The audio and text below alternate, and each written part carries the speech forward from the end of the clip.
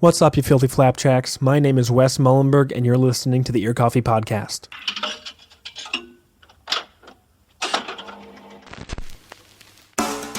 For today's episode, I got to talk to Lapdogs. The band has been building hype over the last year with standout songs like Green and their gloriously intense live shows. We talked about the band's forthcoming debut album, their chaotic creative process, and more. Here's my interview with Oliver and Aaron of Lapdogs on the Ear Coffee Podcast. Hello and welcome to the latest episode of the Ear Coffee Podcast. My name is Wes. On this morning, I am joined by two-thirds of Lapdogs. How are you two doing this morning? Pretty good. Yeah, doing well. Sweet. Go around the semicircle, I guess, and introduce yourself. What is your role in the Lapdogs universe? Okay. I'm Oliver. I play bass and I sing in Lapdogs. I'm Aaron, and I play guitar in Lapdogs, and I do a little bit of production and recording as well. Ooh, okay. You got to include that. Oh, yeah. Yeah, very relevant. That's the asterisk. I usually like to start the interviews kind of start them chronologically and just get an idea of each of your relationships with music as a whole. Do you remember like what your first really distinct kind of connection with music was? Because like sometimes it's like, oh, someone's parent, like your parents always played like this one record, or like you heard this one song when you were like 13 and that kind of blew your mind. Do either of you have anything like that where you really just kind of first connected with music on a non-passive level, I guess? I feel like I grew up listening to the Beatles a lot. Yep. My parents started me on the Beatles. I always hope that's going to be someone's answer. Yeah, that's every indie kid's story pretty much, but I think that's where it started. I also have a distinct memory of playing a garage band, or what's it called? Garage Band, like the game? Guitar Hero? Guitar Hero, that's Okay. the one. Yep. Yeah. I remember playing Guitar Hero and getting really inspired and stuff. I don't know. Playing Sweet Child of Mine on Expert, like I could do this. Yeah. Yeah, I would say my dad listened to a lot of music when I was a kid. And It was like a huge range of stuff, like 90s alt music, like a lot of like Radiohead and weird like southern-ish bands. Okay. And, like lots of world music as well. But Okay. we had a piano in our house. I didn't play piano yet, but I would always like sit and kind of dink along and like try and just use my ear as like a little 4 or 5 year old or whatever to play along with the songs, and that kind of just got me into it. Yeah. What made you actually want to perform music and write your own music? Because there's an additional like leap that you have to take going from just like being a really big fan of music, just enjoying music, because not to diminish it, everyone loves music, but it's a whole nother thing to say I want to make my own and then go out and do it. Was it like, were you guys making music before Lapdogs, before like when you were younger? Oh yeah. Yeah, for sure. Bunch of my parents had me on piano and violin when I was pretty young. Okay. So I started out with classical music. Yep. And that wasn't so much fun. So I started learning guitar and bass and stuff. I ended up being in some bands in middle school and high school. I was really into metal. I was in a metal band and stuff. Good. And then I came to college and I don't know, had to get another project started. So ended up being Lapdogs. Yeah. We've just been taking. You're gonna have a metal side project at some point, like a one-man black metal band. Yeah, maybe we'll see. Yeah. I don't know if it was like really a conscious thing, like I'm gonna write and play music.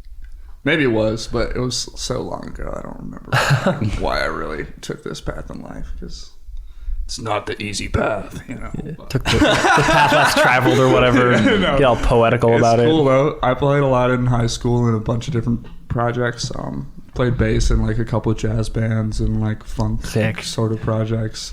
Played guitar and sung in like this like stoner rock kind of group. I did guitar and like synths for like a live hip hop act. Camp Friends. Camp Friends was another band. I was just like kind of doing a bunch of shit in high school. Playing a bunch of different instruments and whatnot. So it was a lot of fun. And now here we are with Lapdogs. How did you two get together with the third member, the drummer, Kaz? We've played with a couple different drummers Yeah, at this we're on point. drummer Yeah. three at this point. Okay. You're the core two. Okay. Yeah. How did you two get together and decide to So we form have the band? we have a mutual friend, Will, who knew that we both had played music and pretty much just got us together at my freshman year. Roommates Ryan, he had a jam space, so we'd like go over to this jam space in North Minneapolis and in an acrylic fabrication plant. yes, Oh. It was like the upstairs of somewhere. Yeah. It was cool. it was yeah. really ill. Yeah. Yeah, I remember not having like any friends freshman year of college, so like I rolled up to this jam space and I was like, man, I hope these guys are cool. They think I'm cool. Yeah. And here we are. Now I live with all of them. Yeah. Yeah. Yeah. Worked out pretty well. How did you come to meet with your current drummer, who is not presently with us? Do you have a consistent drummer even, or is it still kind of a rotation? You know, there's just There's a lot. There's a lot there. going Oh yeah, I'm not saying like why have you fired every drummer? We not interested. drummers in that. come, drummers go. Okay. I don't know. We're playing with a guy named Gunner right now. From like Mr. West. Yeah, yeah, Oh, yeah, of course. Yeah, right. He's in like every band. He's Yeah. the drummer who drums for every drum. band. Yeah. He hits all the drums. He's ill. Really amazing. We didn't have to teach him anything about our music. Like even all the songs that we haven't released, he just knew them already because he's the homie. And Yeah. we were like, well, all right. So that makes it easy. Yeah, no, Gunner's sick. Shout out to Gunner. Yeah. Shout out to Gunner.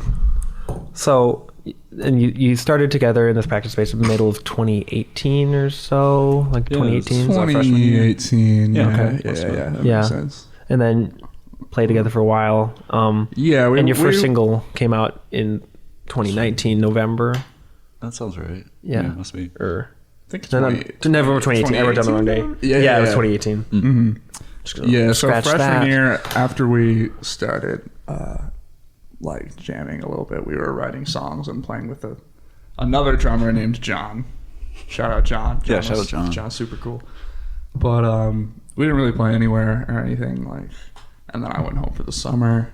And then coming back, I'd say is when like Lapdogs really kind of started, you know. That's when we Officially. came up with the name. We were like, Yeah. let's call it Lapdogs and like write songs and play shows. So Yeah.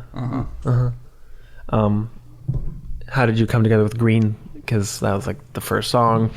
I don't want to say it's like the most enduring single, but it's just like, I don't know, it's just like top of everything. But it's also been out the longest, but like it pops off at shows and stuff. Did we write that in my dorm room? I think I remember I wrote that bass line because I was trying to like learn this thing on the like this slap technique on the bass, which I never ended up using in the song, Yeah. but in trying to learn it, I wrote that bass line and then And then we were like, hey, let's take off the 16th note. yeah, Make pretty it much. stupid. Yeah, and we recorded that with John on the drums. Okay. With like we were trying to make an EP, but it all just sounded like shit except for that one Except for song. That one Green, song so we we just kept salvaged. So we were like, hey, we'll put out single. one song. Did any of the other songs like end up on like either taking it slower on the new album or still I think Cookie. orbiting? I think Cookie. We might have recorded, but We tried to record an earlier version of and maybe So Long or something. But yeah, there were a couple others that just didn't materialize. Yeah, you don't have like the exact notes, doesn't. I'd be curious to find those and listen to them. Yeah. And just see Yeah. what's what. Yeah, so then the band obviously continued for a year. With Taking It Slow, that was like a release as like, I feel like it was marketed as like almost demos or something. Yeah. And It was pretty it wasn't somewhat, yeah, initially I mean, it like was- on streaming services or anything. I think it was only on Spotify. It was kind of or stuff. it was only on SoundCloud. Yeah. We lack a lot of professionalism, I would say, in our Okay. approach to this band, which is, you know, kind of a pro DIY, and I a don't con know. in some aspects.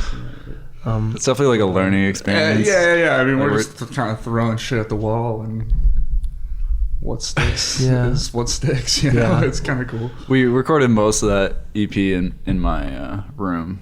Yeah, We lived Okay. a lot of that stuff. in Dinkytown, kind of up in Como.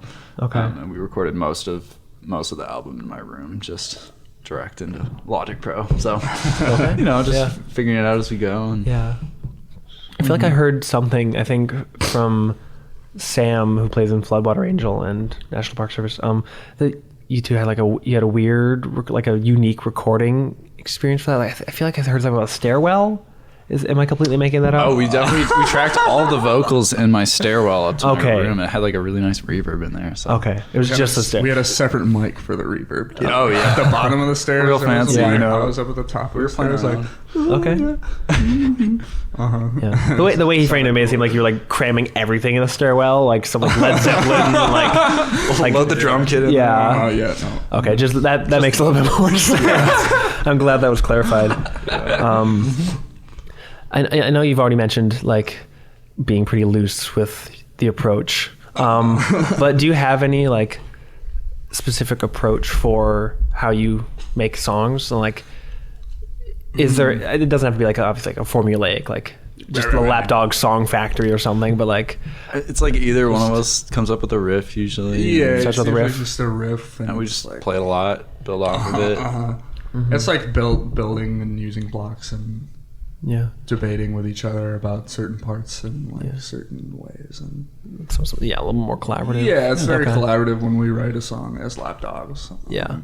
And sounds like lyrics are kind of last thing to come, or usually. Okay. Yeah, I mean we'll write a song and we'll be like, all right, let's play that at our next show, and then we'll roll up to the next show and I'll be like, I haven't written a single word to this song. That's okay. Sure. We make a lot of it up. Well, I make a lot of it up sort of on the spot, and it's different every time. Until we record it, I usually don't have any words for it. Which is why we're taking so long on this album, because I have to write words for like 10 new songs. Yeah. Okay. I was also going to ask about that, because when we first talked, it was like, I got the album out for like spring break, which I think is now.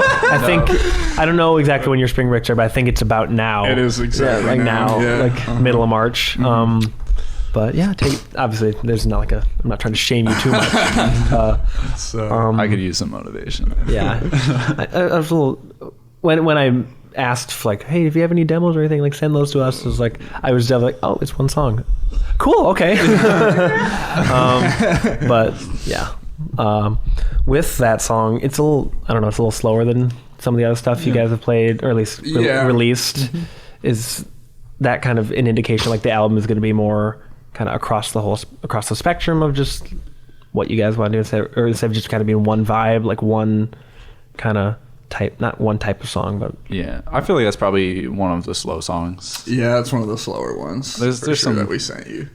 It's a little bit more dynamic than our EP. Yeah, I'd say there's more. Yeah, because I listened back, I'm like, these are all kind of one tempo, right? And then Hold Your Horses a little slow. Can I say the title?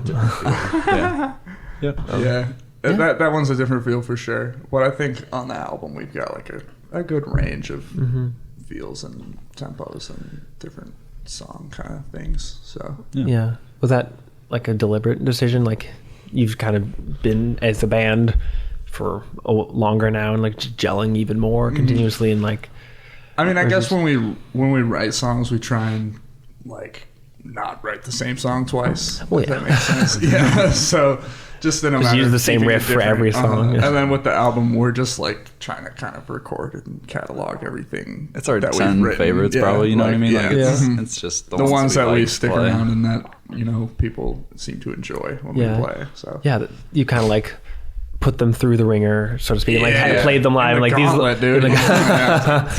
these are the ones that we still like, that people still seem to respond to.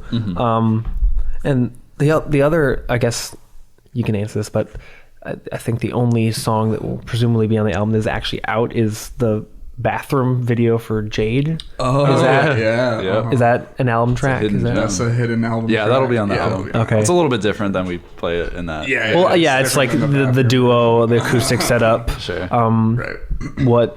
Why do that instead of like just kind of, hey, we're still alive, just doing something fun with it? It was fun. We were just messing around.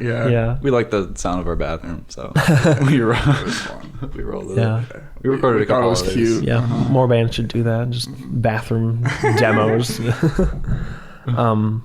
What were your? I'm guessing you'll probably both have different answers for this, but what were your kind of key inspirations, like both as like an individual coming up with your own parts of the songs, and something like you would bring to the table, like, hey, I want to do something that will be like this, or that reminds people of this maybe, and turning it into like the Lapdogs version of that, like without not like what who should we rip off? That's not what I'm asking. Well, I feel like I'm pretty inspired by like local bands, by the scene and stuff. That's what really gets me excited and makes me think of new lights stuff. the fire under your ass. Yeah, more so than any of the stuff I listened to in middle or high school. I mean, that's the music I consume live the most, and like live music is always so like impactful. Mm-hmm. So like local bands get me going. You know? Yeah. I will say Green Day too. Green Day, since I was in the new stuff, especially very. Everything I do is for Billy Joe Armstrong. Yeah. Yeah, you know. That's what green is about. There's like a silent day after that. In parentheses, day. You have to come up with a different second song called Day, and then like sequence that in the album, so people are like, oh, what? It's very meta. It's like, you know, long orchestrated, meaningful thing. Yeah, you know, for sure, definitely. Mm-hmm. Since I'm guessing you haven't recorded a lot of it, and like any of it at all, outside of like demos, but what is your recording process looking like for the new stuff as you continue to work on it and get it ready for whenever it's ready? Don't want to put a date on it. So we got some stuff recorded. We had some great help recording it at IPR, so we got a couple drum sessions at IPR, which was really nice. That's sick. And the rest we've been doing at our house. So we're just chipping away at it. We've got a couple songs mostly tracked, but I'd say we have like most of the instrumental stuff figured out. So now we're just working on vocals and mixing and mastering and stuff. Yeah. Are you mixing and mastering the stuff yourselves, or? Yeah. Okay. Respect that. I know, like some bands, like, no, we got to send the mixing, the mastering to somebody else. Like, send it to somebody. Well, that would be a smart thing to do.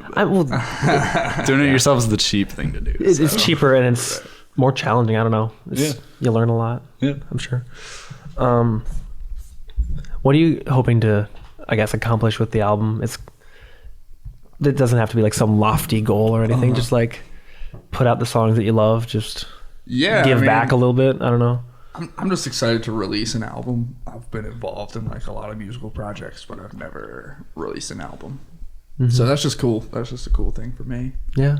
Yeah, this will also be my first like full-length album to put out. So I just want it to sound how it sounds in my head. Right. You know what I mean? That's the hardest part. Yeah. May I ask what the album is called? If you want to share. Decided yet? We don't know. You don't know? No, I'm still thinking about it. That's the best answers. They're like, no, we can't tell you. Yeah. We do a lot of crossing bridges when they come. Yeah. But, you know, not a whole lot of planning ahead and foresight. Yeah. Cool. We like that. Yeah. When you perform acoustically as like the duo, because I've only seen that setup once. I saw part of the set at Kitty Cat Club a while ago, and then the Jade video obviously is that setup. But how did you kind of decide, like, oh yeah, we can do this? This is something we want to do, where we want to be able to figure out these songs on just 2 acoustic guitars instead of the full trio. Was another kind of as you were presented with the situation and just kind of last minute? Pretty much. I would say it was like it was more like solving a problem than like trying to really meet an artistic goal. It was we have gigs and we don't have a drummer, and our drummer is unavailable for those unexpectedly. But I don't know, it's fun. I really enjoy it. I enjoy doing it, just the duo, and it's a different take. It's kind of funny. Yeah. I mean, usually it's also loud and fast, and it's like interesting to play the same thing, but toned down. Yeah, not loud and fast. Yeah. Was the set with Early Eyes at, I think, Amsterdam, was that gonna... I don't know if that's been canceled or not, but was that going to be acoustic or the full trio? That would have been a full trio. It did get postponed. We got an email yesterday. But we'll keep you tuned. Yeah. We'll figure it out. Yeah, everything's been... it's kind of crazy. At least y'all weren't trying to go like South by or anything. Just pouring out for all the South by Southwest bands. For real. Rest in peace. Yeah. Well, those were kind of all my main questions. Oh, sure. For the album, but you guys, like I said, you're figuring it out as it comes. We're gonna do a lot of that. So I guess people should just get excited anyways. But I always close the interviews by asking, what are some favorite, just recent releases, especially local, but doesn't have to be local. And I think that's especially pertinent because you mentioned that like the other bands in the scene are kind of one of the main like inspirations, one of like the main motivators for each of you as Lapdogs. So just shout out the homies. I don't know. The recent releases. Why Not's killing it. Yeah, Why Not, as always. Bugsy. I like the 2 most recent Harper's Jar songs. Oh yeah. Those are super sick. So good. Yeah. Shit. I'm trying to think. If you need to like pull out your Spotify or anything. Oh yeah. Shout out Connie. Milo's blowing the fuck up. Milo's killing it. Yeah, I love those guys. Yeah. Shout out everybody. Yeah. Pretty much. Someone was here a couple weeks ago, and they're like, I feel like I shouldn't name anybody because I'll leave someone out. Right. Exactly. That's not the point, but yeah. That's just who I've been listening to. That's how it is sometimes. Yeah. Right. Pretty much. Well, sick. That was easy out. Yeah, I don't know. That was good. Yeah. Thank you so much for. Cool. Yeah, thanks for being here. Thanks for having us. Dude. Yeah, cool. Absolutely. The Ear Coffee Podcast is a companion to the blog of the same name. If you like this episode, please leave us a rate and review so we can stand out among the other music podcasts. You can follow us at Twitter, Facebook, and Instagram @EarCoffee.